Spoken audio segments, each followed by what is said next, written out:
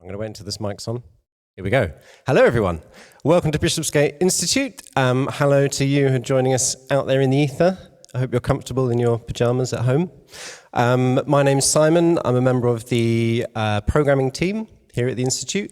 In a mere matter of seconds, I will hand you over to Danny, but first of all, I just want to say a little bit about the Institute for those of you who might not have been here before.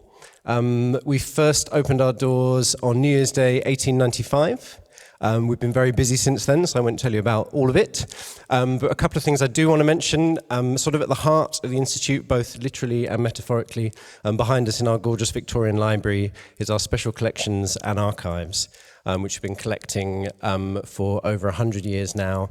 Particular collecting areas, history of London, the history of political radicalism, protest campaigning collections, and for the last decade or so, LGBTQ+, politics, history and culture.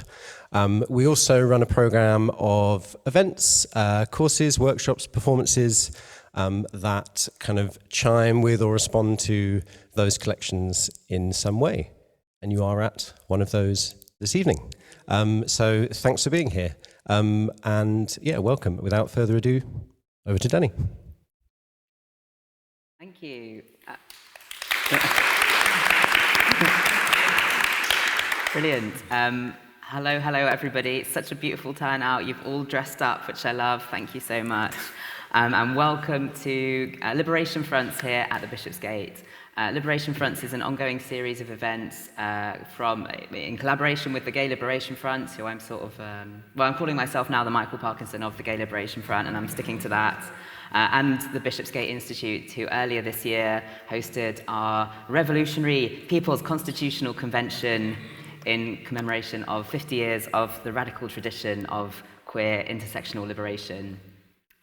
These events are happening regularly and championing and celebrating all sorts of different voices from across the global radical community. And today we are so thrilled and very delighted to be joined by the Loosh. I said I'd get that word in and I have. The Loosh, Marwan, who is here to tell us about a number of projects that he's been working on that focus on queer Arab cultural traditions in graphic design.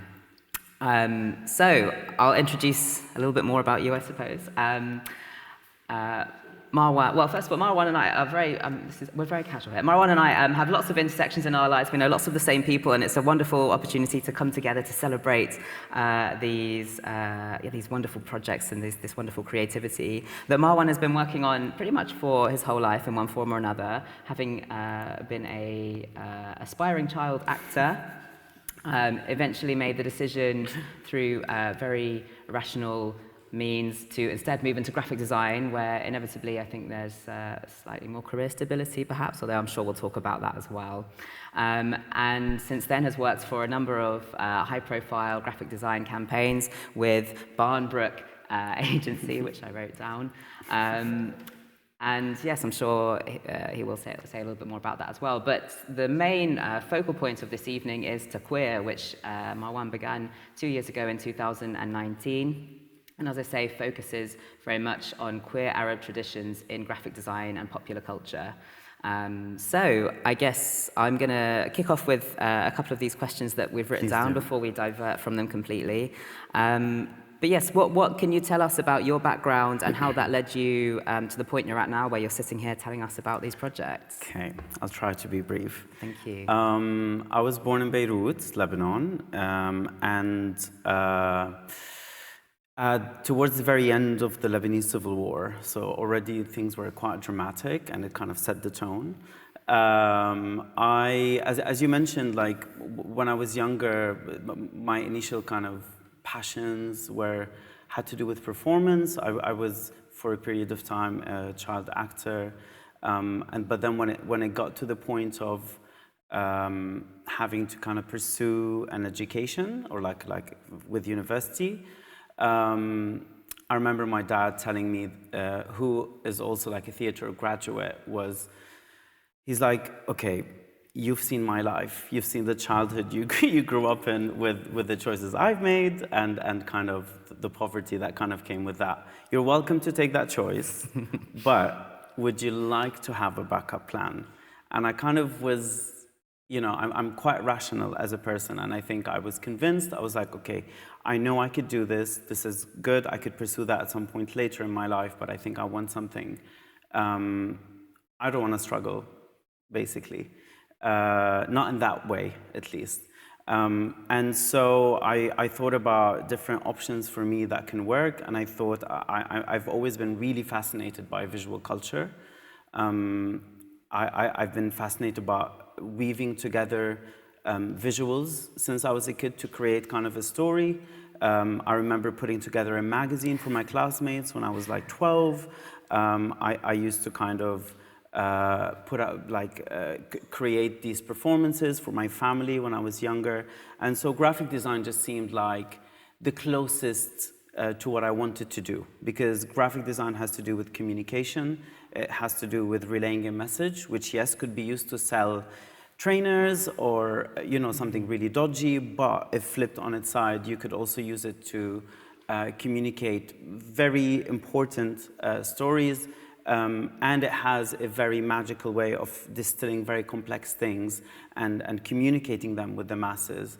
And getting a story across, and the prospect of that was very exciting. So I did that, and then I think for like about 12 years I've been fully into graphic design, whether in Beirut or since I came to London 10 years ago to do a master's. Then with my work at Bombrook, I've been fully working as a graphic designer within the art world primarily. But it was a couple of years ago when things just stopped feeling as fulfilling as they used to. I was very happy with what I was doing. I was really doing the dream projects of mine, but something was missing.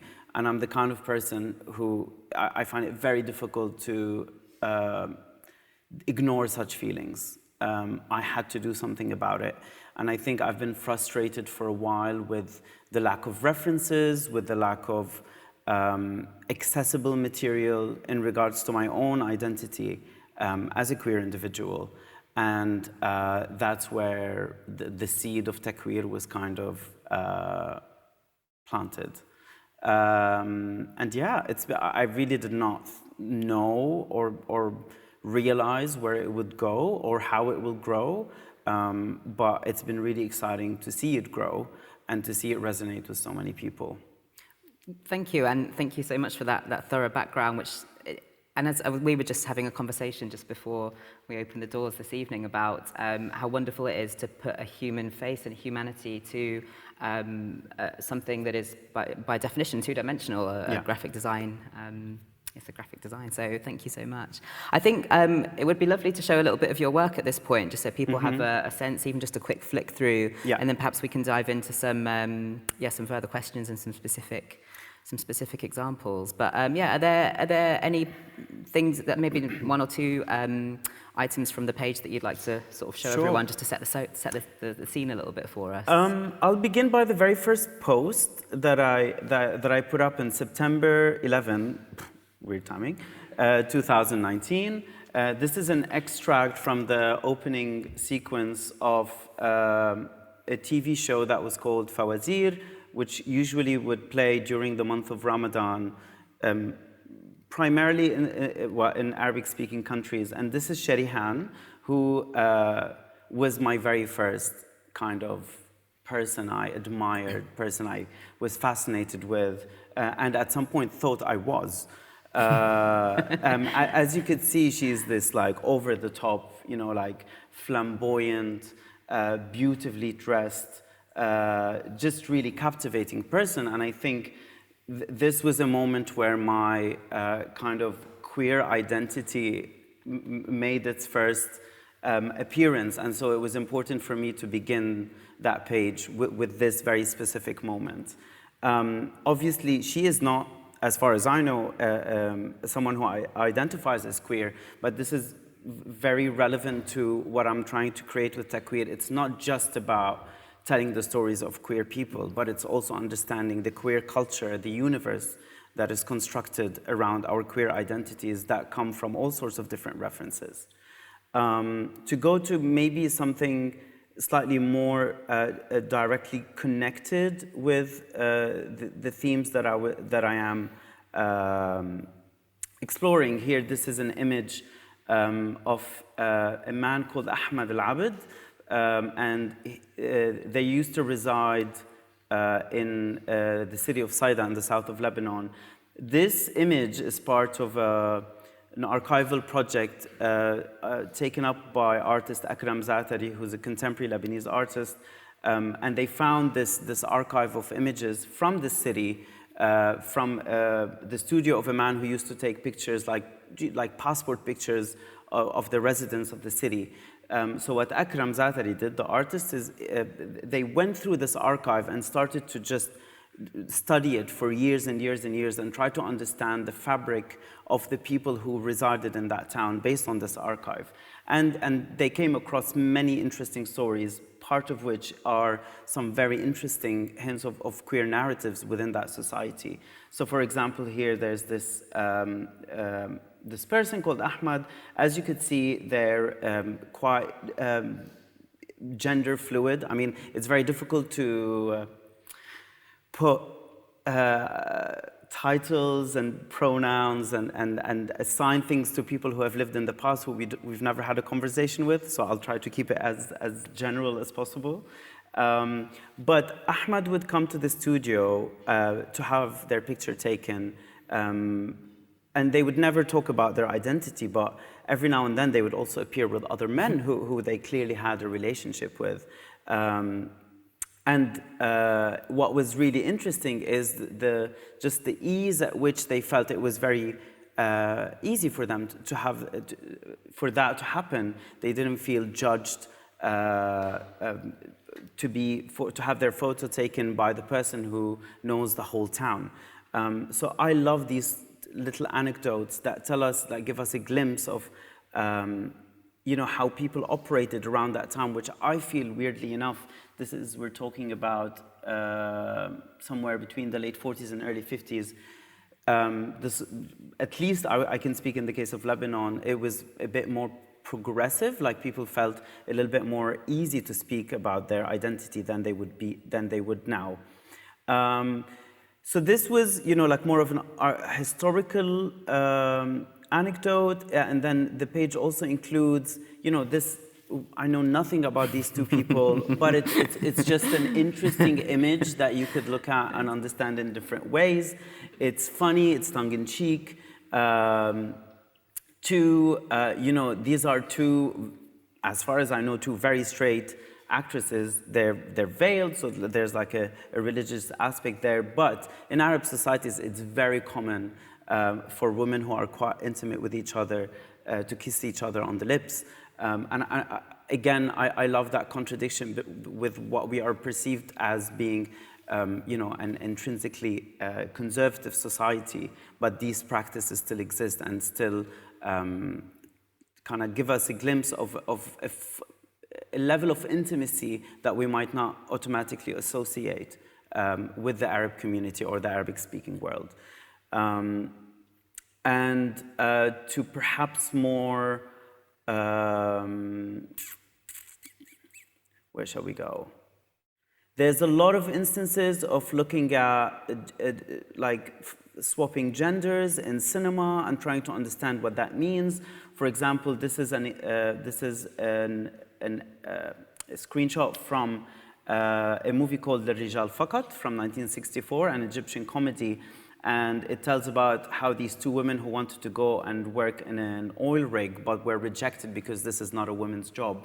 So they've decided to use drag or use cross-dressing as a method to kind of infiltrate the world of men.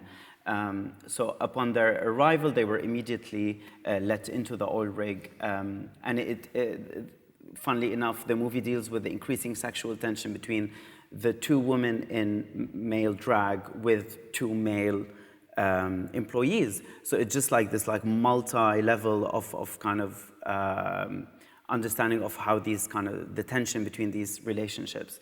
So the page is varied. It does not have a consistent look, or it doesn't have a consistent subject matter that it looks at, but it looks at the universe that where I see it. This is the queer universe, and I try to kind of explore little bits of it here and there.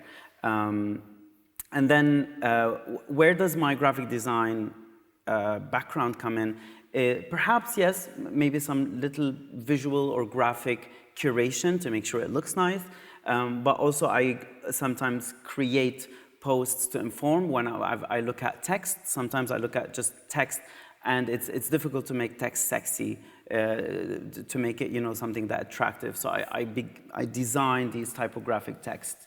For example, here I found this anecdote in a historical piece of text where it refers to the cute ones or the witty ones, al-dharifat in Arabic, and it comes from in some places in old ancient Arab cities, they would refer to lesbians as the witty ones, the cute ones, which I adored. So it was from a poet who lived in the, you can see the dates here, 1184 to 1253, and they said they call themselves al-dharifat. If they say so-and-so is cute, then you know that they're talking about a lesbian. So it's just interesting to see how thousands of years ago these discussions were already happening, and they looked at them completely different ways than we did, but it's equally valid in my opinion.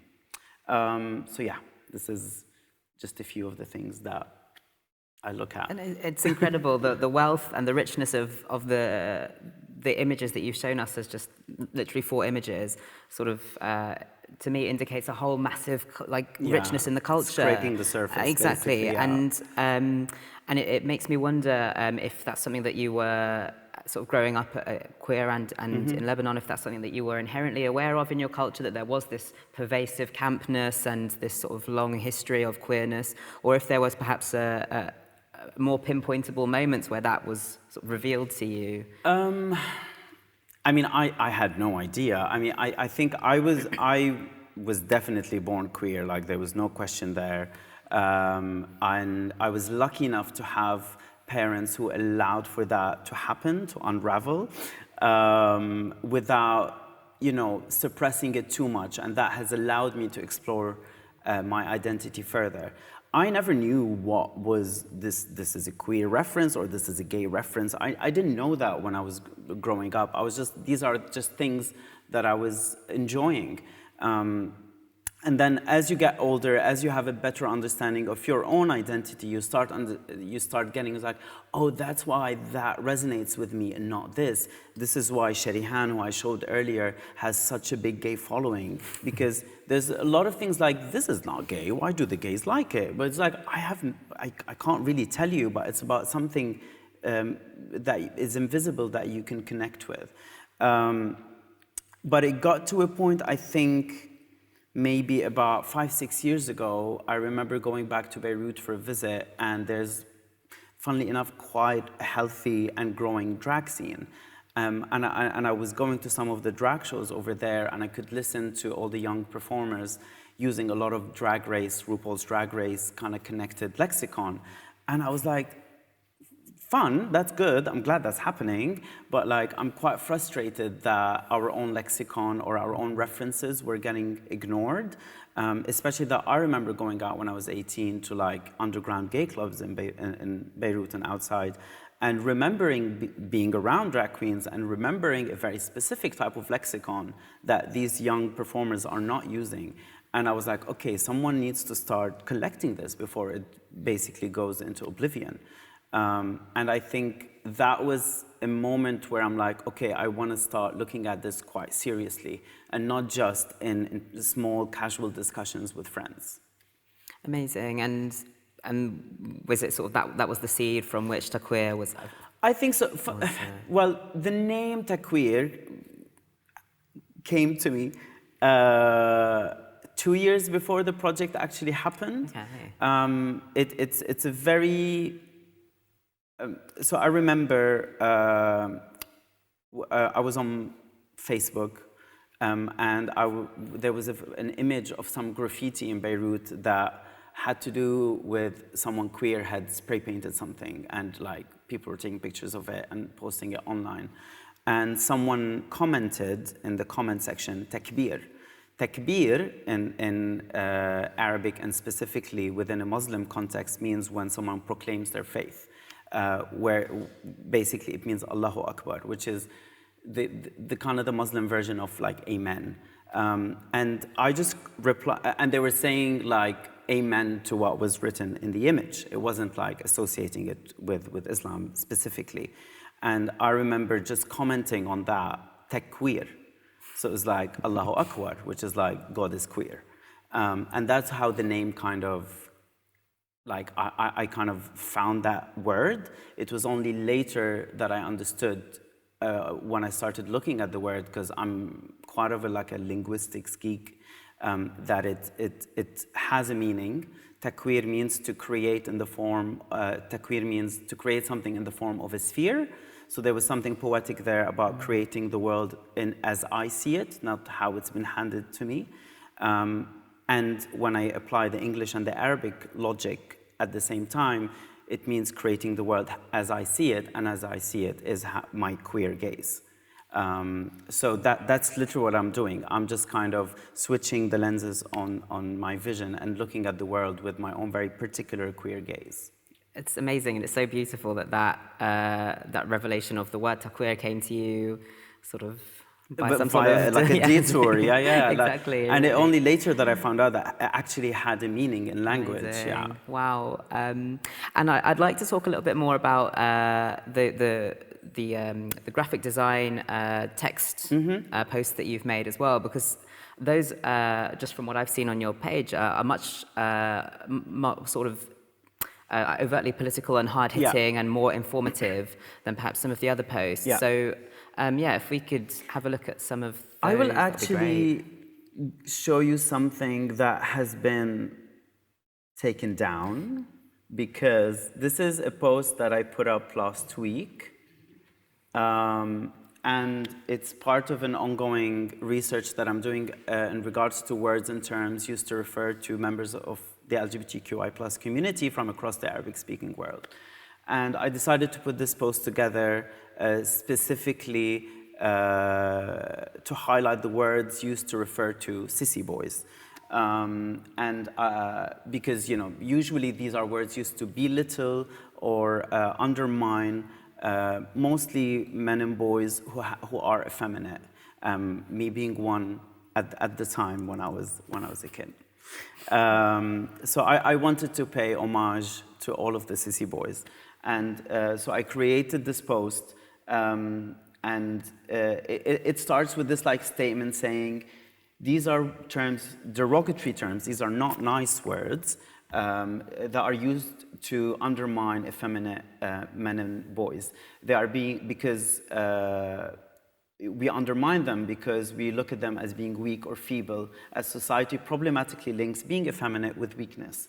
I, on the other hand, would like to salute and celebrate sissy boys and men.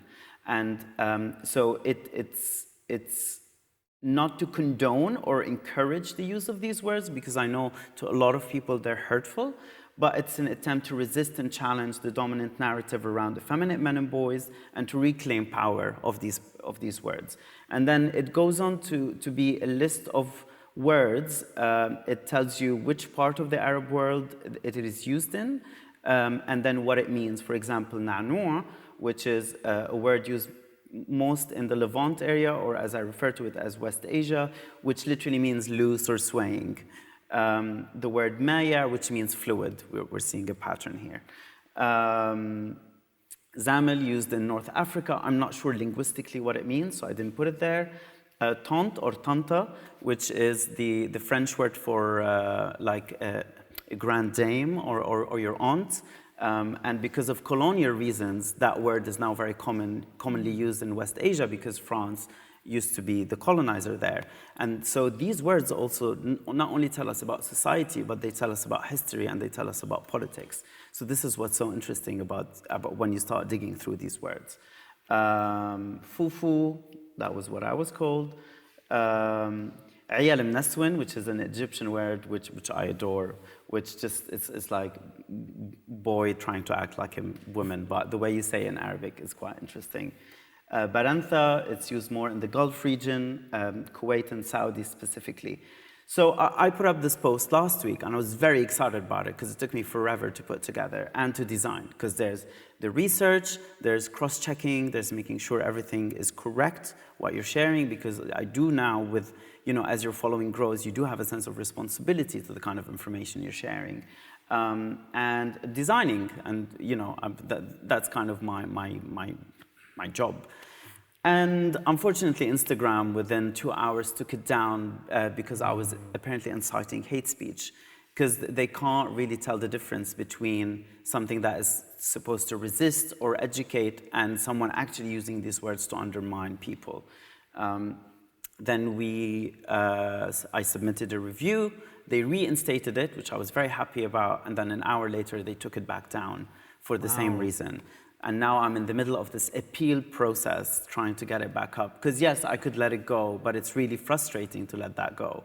Because it's really hurtful to say that I'm taking this down because you're inciting hate speech, when the very purpose of this post is to resist that kind of speech that is used to belittle us.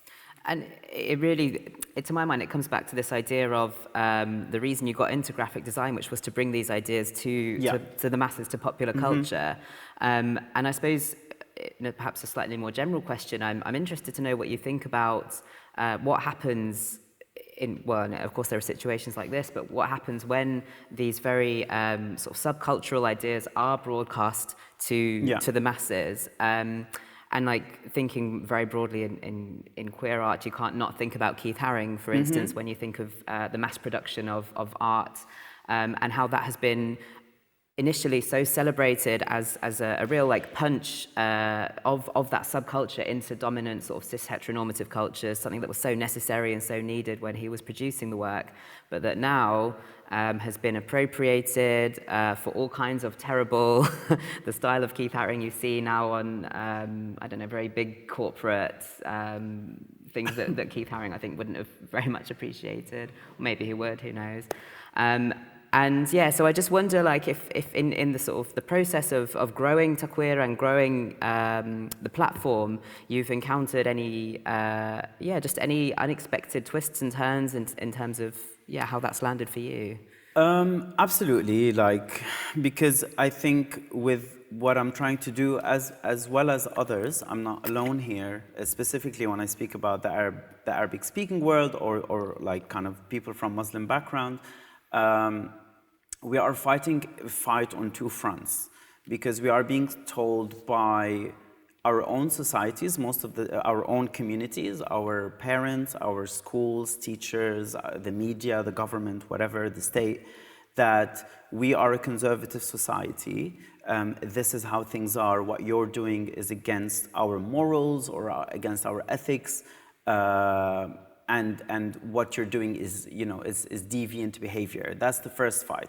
The second fight that we're fighting is towards mostly the West, that is also telling us you're backwards, you're sexist, you're homophobic, you're all of those. Go back to the ancient times, whatever they say. So I have to deal with these two powers, both telling me that I'm wrong, and they're quite big powers, and they're both wrong, clearly, because I think, and funnily enough, they both helped each other to determine where they are today. It was the colonial ruling in the British rule in Egypt that introduced the penalty for homosexuality. It was the French who introduced that into Lebanon. And because they were worried about their soldiers going astray with the exotic and deviant Orient. And this applies to Southeast Asia, to India, and so on. So they helped with the help. I don't want to absolve our statesmen of responsibility. With the help of the authorities in those countries, they've helped put down these laws that the West has since moved on from, and now they come back to preach us about democracy and openness, etc., etc. We are still trying to fight our fight internally to unpack and unravel of what on the turn of the century happened to us. The trick is, if you go back slightly before the 20th century, you see a whole different story. I'm not saying it was perfect or rosy, but it was far different than what we are being told, this is the way you've always been. And this is what I'm trying to do. So I'm only saying that to say that when I share some material, I get homophobic trolls from the Arab world, and then I get all sorts of weird kind of questioning about, like, if you do this in your own country, you're gonna get your head chopped off, or et cetera, et cetera. So that is the first kind of challenge that I have to deal with. The second kind of challenge is more of a personal one, where I don't know everything, and I don't claim that I know everything. And throughout this process, it's been a learning experience for me, because I've fucked up a few times. Sorry. Can I swear? I'm not sure. I've messed up a few times with my wording, with the way I address things, and there is a tendency now to shout down someone when they've messed up, when we are really missing an opportunity to educate. I think we should always take the first step to try and reach out and try to see if the other person is receptive. And if not, fine, we could, push them away, ignore them, be angry, whatever. But what was nice is there's this ongoing discussion between me, the people who follow the page, and other people who feed into it, where I've encountered places where I wasn't sure of how to word this caption. I wasn't sure of what kind of term to use, and sometimes I had to take things down, reword them, but I usually try to stay very open and transparent with this process to say, look, there's one person behind this, and they don't know everything, and they're allowed to do mistakes every now and then, yeah. So that's the kind of challenges, yeah. No, and I mean, it's a huge undertaking Yes. for you to be doing, and clearly being met with massive sort of enthusiasm, and it's growing and growing and becoming more and more of a project. And I suppose, we were just having a chat before this all kicked off about like what's going to happen with Takwir now in terms of. Are you just going to keep putting posts up? Are you looking to what's happening? So the page was always intended to be the starting point, the launch pad, as a place where I explore different things without really thinking of a consistent narrative. But as I said, it's the starting point, because what I do want to do is to start taking these beginnings of ideas and try to explore them a little bit more in depth. For example, I'm very excited that I'm working on the very first publication to be published under Takwir, which is called the Queer Arab Glossary, which is where the Sissy Boy post is kind of an iteration of that.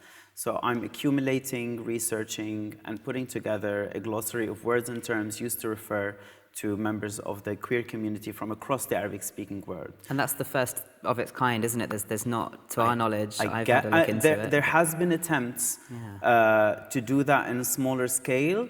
I think primarily people tend to go with the politically correct words, like trying to find the correct term, the respectful terms to use, while I'm trying to look at the worst terms. I'm trying to look at what is said in the streets, between family members, on TV, and because when you try to understand this, I think you try to have a better understanding of how we are thought of and how we can either embrace that or resist that.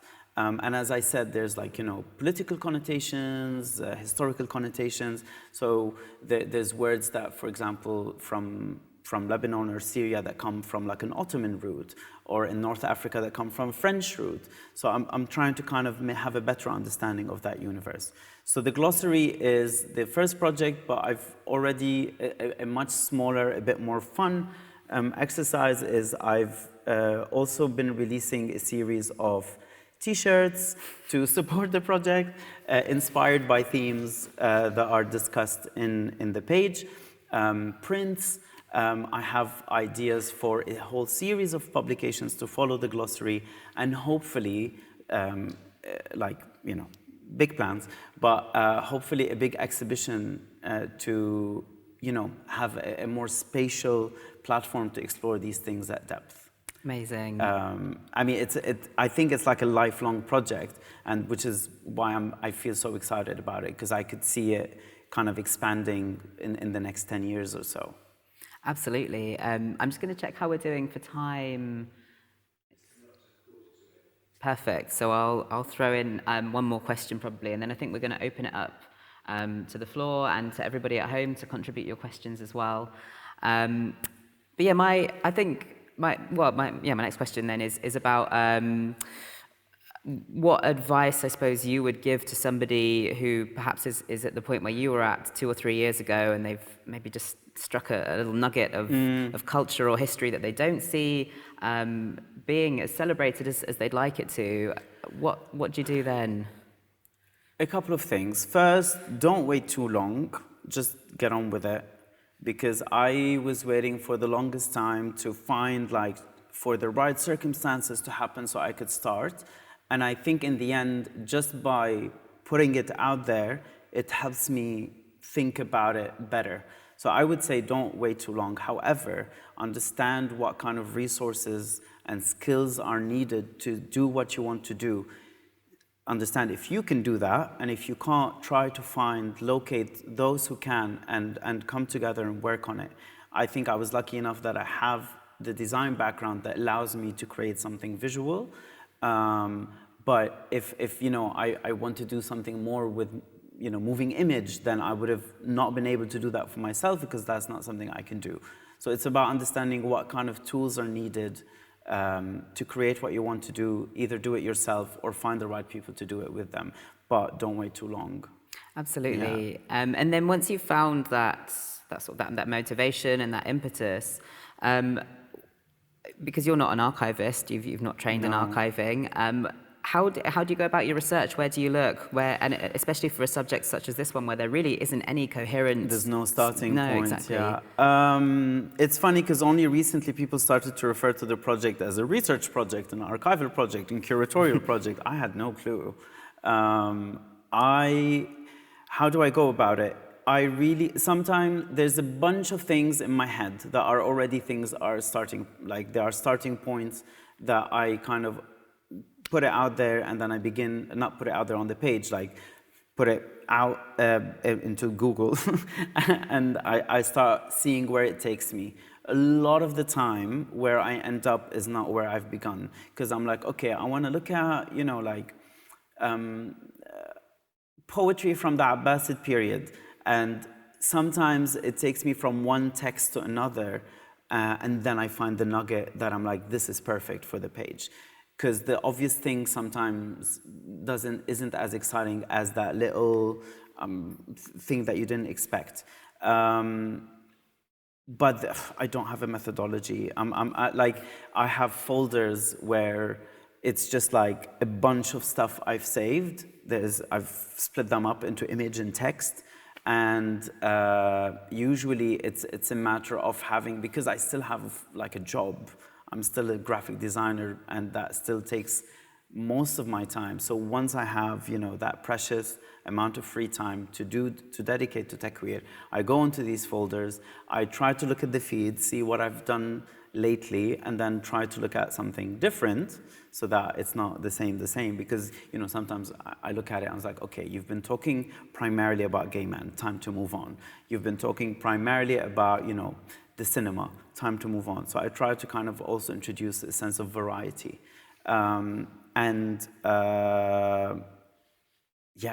It's research, but I'm not a researcher, so I don't really have a proper methodology. I just try to see where the process takes me. But I think that's what's so sort of beautiful and so charming and juicy about this project is the fact that it's an archive that's coming from your heart and from your interests and from where you want to take it. And for me personally, the more I move into doing things with different archives, the more appreciation I have for those informal, I suppose just like home studio style archivists who are just doing it out of pure love and pure passion and out of that mind-blowing revelation you get when you realize you've found something that perhaps people don't know about. And that's what really shines through for me with your project. So I think it's tremendous. Thank you so much. I honestly, like, it was just a personal, like, I was like, I want to do this for myself. I had no agenda, but I get so many correspondence and messages from primarily like younger queer Arabs in the region and in the diaspora saying, we had no clue about these things, about our own history and identity. And it's just, like, it gives us a sense of belonging and a sense of safety, that we feel like not only is there other people like us out there, but that we belong in the history, we are still here, and that gives us a little bit of hope into the future. And that is just incredibly heartwarming to feel like that kind of project could give that kind of feeling to someone.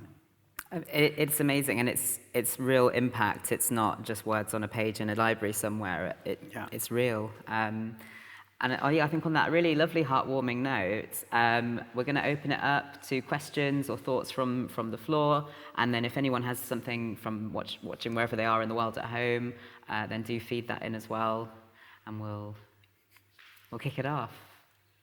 Question. Please wait for the microphone.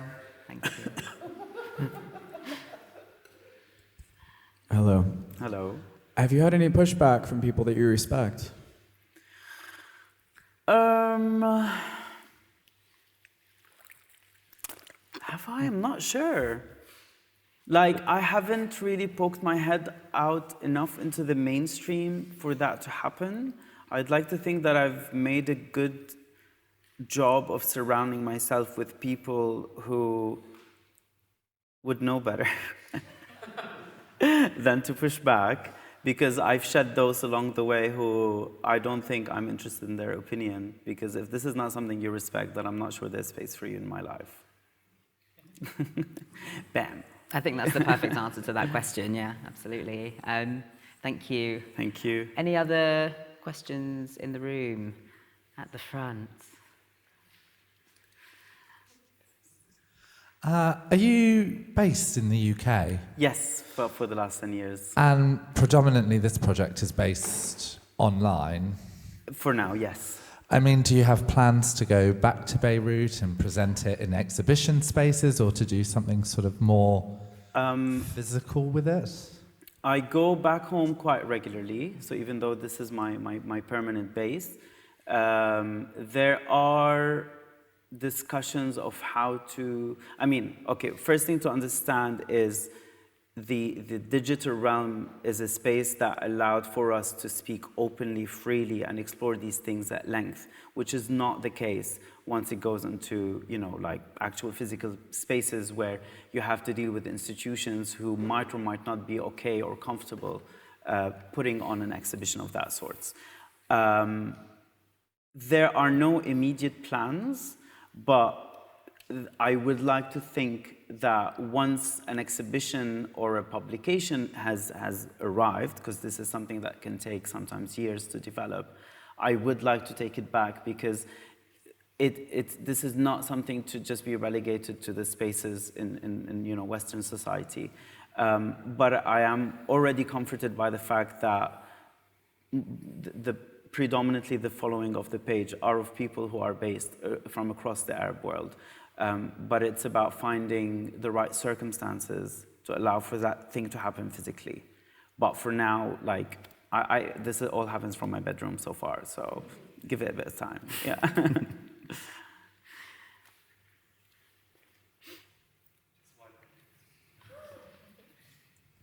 Hi.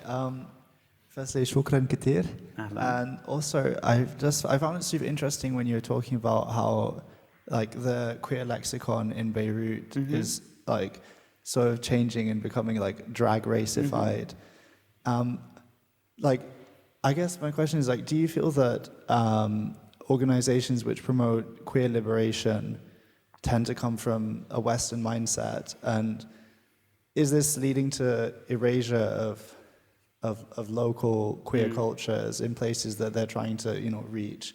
And does this disconnect hinder promoting queer liberation globally if it's coming from a Western mindset? In short, yes. I mean, I don't know the technicalities of answering like factually for every part of your question, but I would say yes, because usually organizations that aim to promote, like queer liberation or LGBTQI plus rights, etc., do because of the funding and the governments that they belong to do tend to come from the West primarily, and they have their own agenda. They're there. It's a form of soft power. They're trying to promote a very particular and very specific vision of what queer liberation is based on what they understand. And as we probably all know, the government isn't the higher authority on what queer liberation is. Look at history.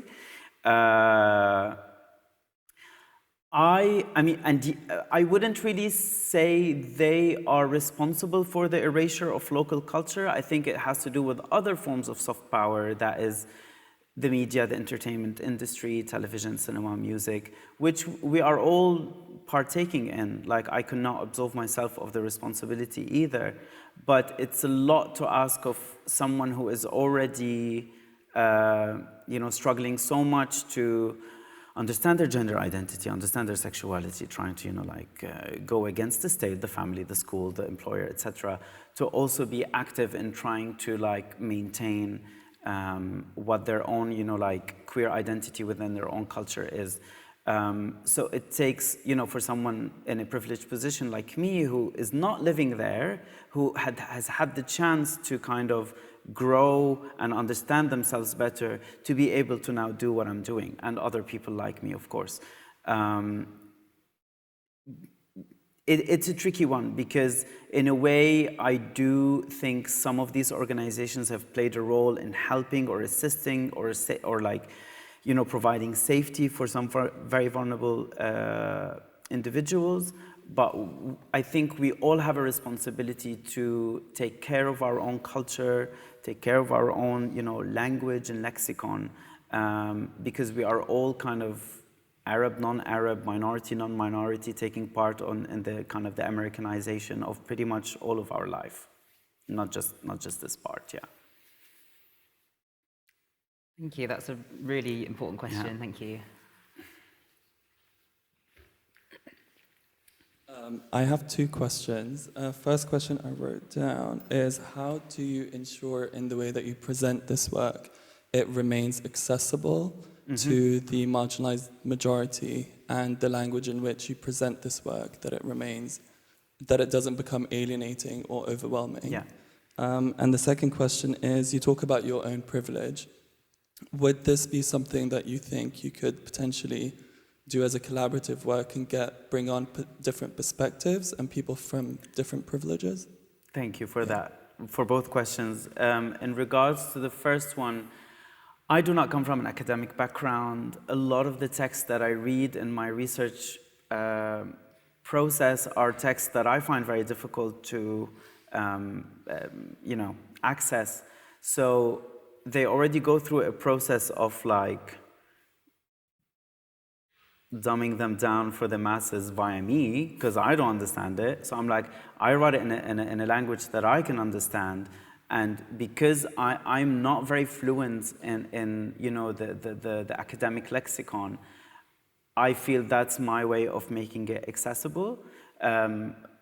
By keeping it on Instagram for now, I find that a very democratic, despite of all its faults, space. But it's an ongoing discussion that connects to your second language, actually, because as I said, I'm one individual. I'm Lebanese, Arab, Muslim background, cis gay man, and that's one perspective.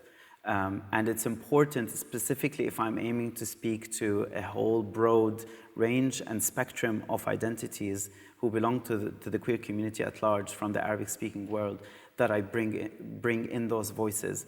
I haven't had the infrastructure for now. As I said, I do this from my bedroom, to bring in people. I don't have any funding whatsoever. I do this completely in my free time. But it's gotten to the point where I think it becomes problematic if my voice is the only voice. And I think it's important that it turns into a collective sooner than later. That's my mission. It's just life circumstances need to also align with that to make that available. And I think when I have those voices on board, it is when it becomes more accessible and democratic as well. Thank you. Thank you.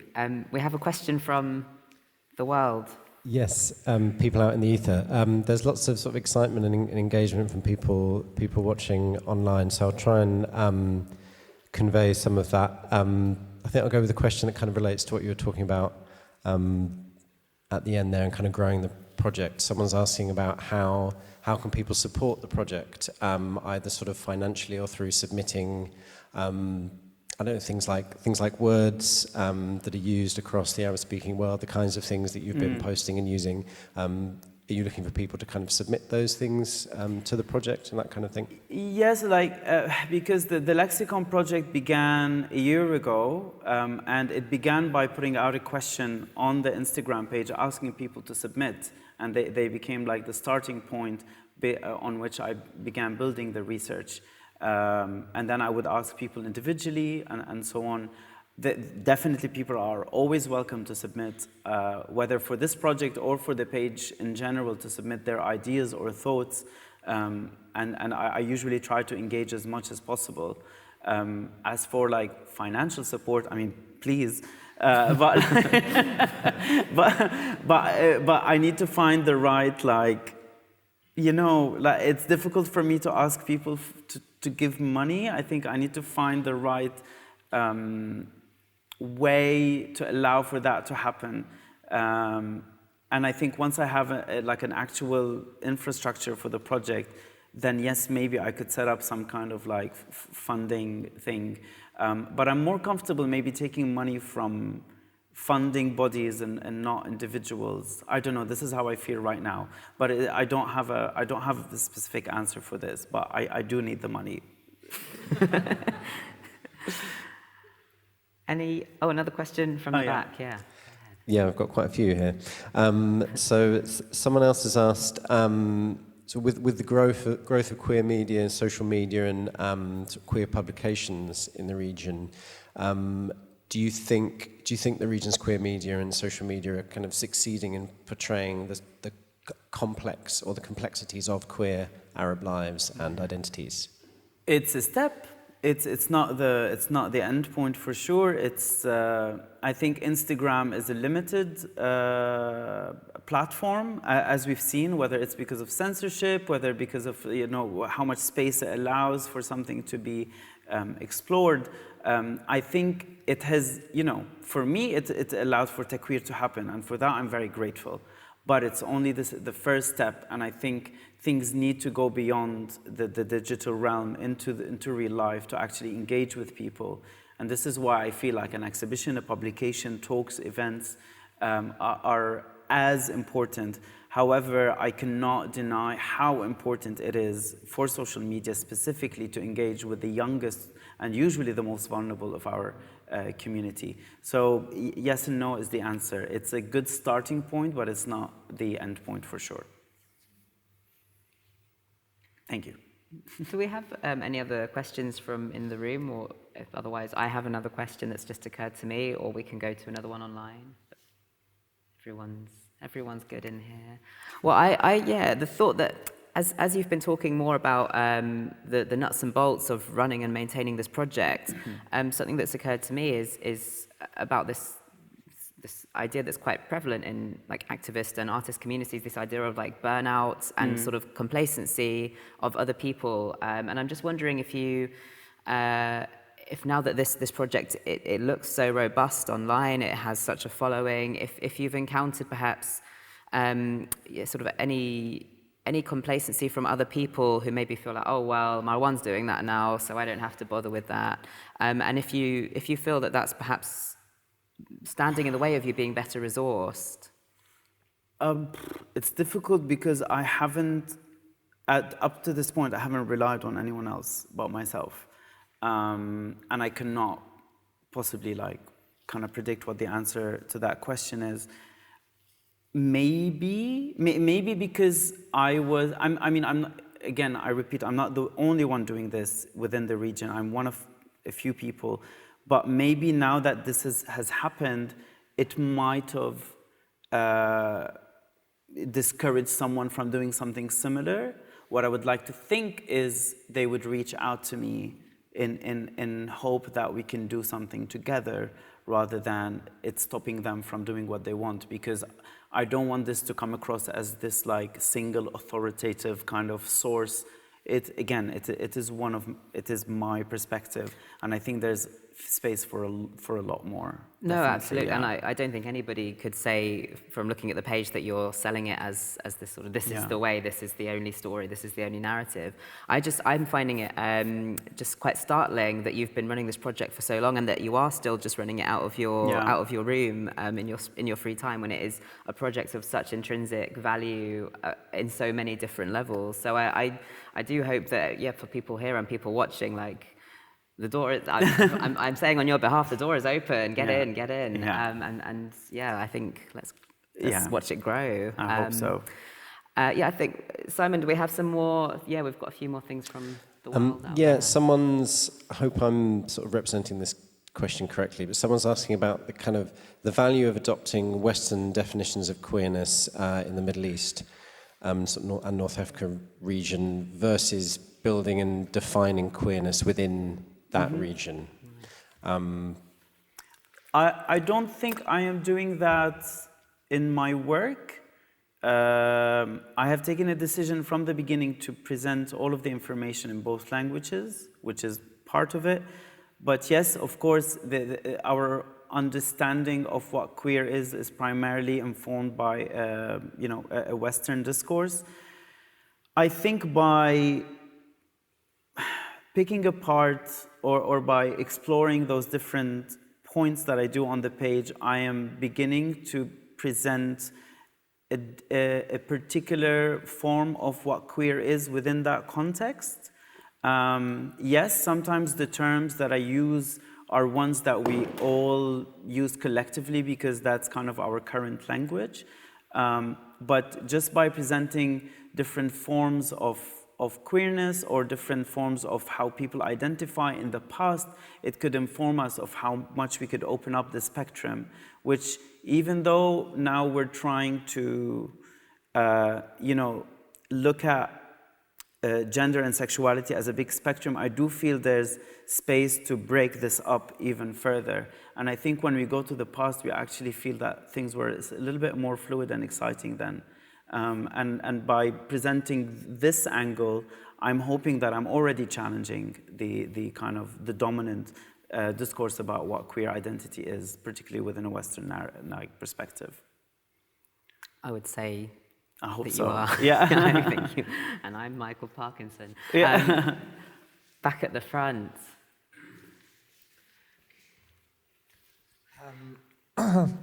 You've mentioned a few times that there's a couple of other people who are doing similar projects or kind of similar ideas, and I wondered, are there any of those that you particularly admire, or are there any people who are doing some kind of work that's sort of inspiring you to continue what you're doing, or that you'd like to collaborate with? Yeah, for sure. Like, a personal friend of mine, Mohammed Abdouni, who runs Cold Cuts magazine. Funnily enough, we grew up 5 minutes away from each other.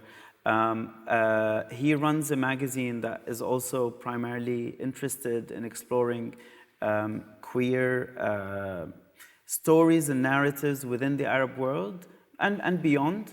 But his focus is more on the now, on what current and contemporary creatives are doing.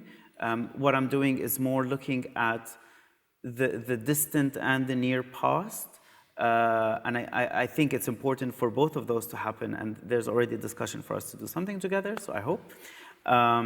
And then there are organizations that I would love to engage with. There's Al-Qaws from Palestine, who do incredible work. There's Kahul Journal, that is Lebanon and Paris based, that I would love to work with.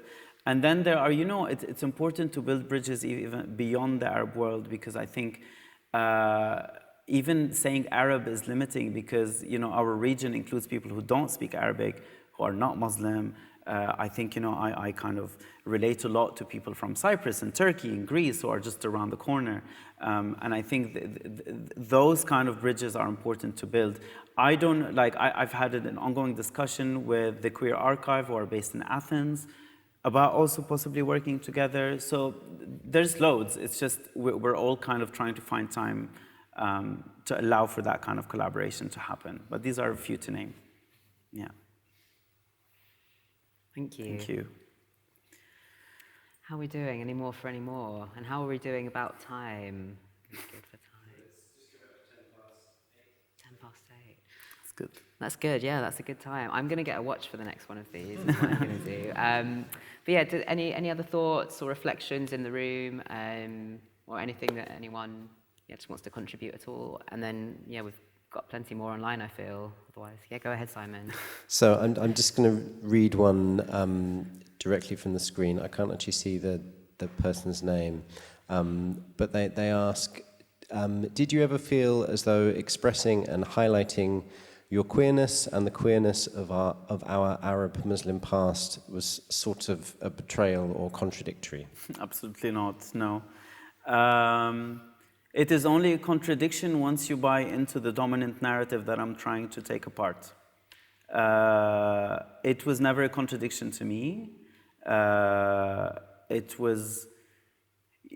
are the contradictions that all queer people live with, and not just specifically Arab individuals, because we all go through at some point in our life, unless you're one of the very lucky few who has grown up in a fully supportive, loving environment, the contradiction always exists. But to say that there was a contradiction, particularly because of my background, not really. But yes, I am lucky in that sense, because my loved ones who I grew up around didn't make it feel like there was a contradiction. Like I was, belly dancing when I was 8, and my parents would clap for me. So that's brilliant. And I think that helped me marry the two identities. Mind you, I'm not a religious person myself, so maybe that made it a little bit easier for me to also kind of marry between those two identities. Actually, that another question has just occurred to me, if I may, which is whether you do take, whether there is at any point going to be sort of a religious focus on the work that you do, or whether you perhaps might collaborate with queer Muslim organizations specifically, or... Possibly. I mean, a lot of what I've looked at sometimes has a religious element. I do not exclusively take that in or decide this is what I'm looking at. Part of me of not wanting it to be an explicitly, has a Muslim kind of angle to it, because I want to make sure to always represent that part of the world within its diversity, including non-religious Muslims like myself, or Christians, Jews, Druze, non-Arabic speakers, and so on. I'm happy to collaborate with queer Muslim individuals, organizations, artists, and so on, if it makes sense, but it's not like a fixed agenda that I have in my mind. Yeah. Okay, great. But the door is open. Yeah. All sorts. Well, I guess maybe we can take one more from the internet if there is one, but otherwise I think we can start to... Is there any? Have we gone through? I think we sort of ended up addressing most of people's questions. I should just add that there's a lot of love for you and the project. People say it's inspiring and a beautiful thing. Thank you. Well, I would echo that love very much from myself, and I'm sure, if I may speak on behalf of everyone here, from the wonderful audience here at the Bishopsgate. As I was really enjoying so much the research that I was doing in preparation for this talk, but just listening to you speak with such passion and fire and knowledge and depth, that, oh gosh, I'm really overjoyed. I'm so thrilled. I'm proud to be associated with you in any capacity, and I think that if this event has helped Taqueer grow into the project that it is surely destined to be, which it already certainly is, I feel very proud to have taken part in that process. So I thank you so much Thank for you for coming having in and me. for sharing so openly with us tonight. So a huge round of applause, please, for Marwan.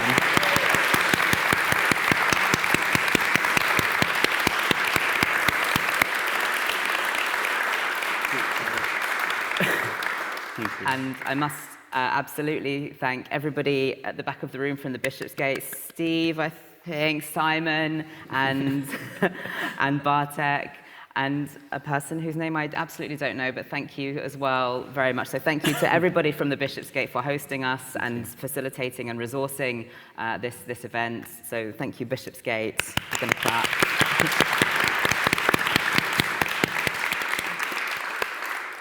And a final thank you must go to the Gay Liberation Front, who've been at it for over 50 years now, still pushing that revolutionary boulder up the hill and doing such wonderful work to this day. And I invite everybody participating in this event to join us in the Gay Liberation Front. There's lots of different things going on, lots of activism, lots of cultural events like this one, and exhibitions and theatre and all kinds of things to get involved with. As I've said now, please send all your love and resources to this person right here, because let's make it happen. But yeah, thank you so much for coming, and Thank you for having me. All right. Cheers. Cheers. Off we go. Into the world.